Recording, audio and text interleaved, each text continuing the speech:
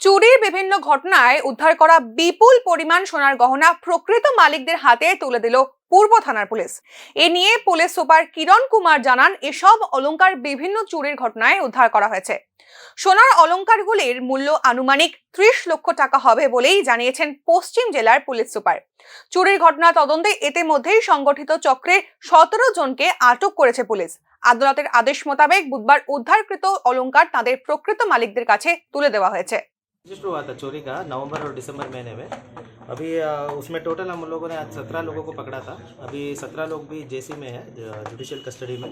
इसमें more than 30 lakhs का जो ज्वेलरी है आज हम लोगों ने कोर्ट ऑर्डर लेके उनका जो लीगल गार्डियन है उसको हम लोग आज वितरण किया है।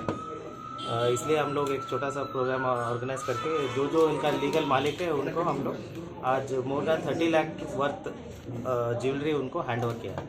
ये कहाँ से मिला है आप लोगों को? ये अलग अलग केस है।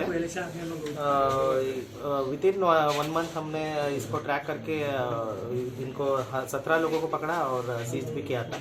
उनके कस्टडी में जो चोर है उनका कस्टडी में से ही ये सब जब्त हुआ। केस कब दर्ज हुआ था?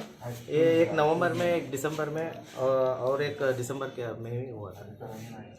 कितना आइटम है? और आइटम बहुत सारा है। टोटल इसका वर्थ 30 लाख से ऊपर है। लोकेशन कहाँ का है?